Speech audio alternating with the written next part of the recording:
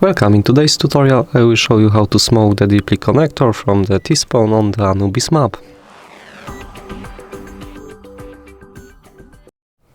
So at first go to this spot on the T-spawn, stack yourself in here.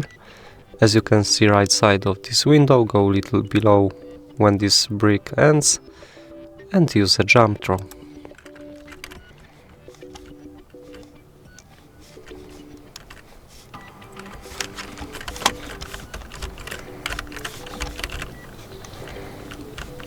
This smoke prevents the city from picking water, so it's very useful. Thanks for watching, leave a like, comment and subscribe to our channel. Bye!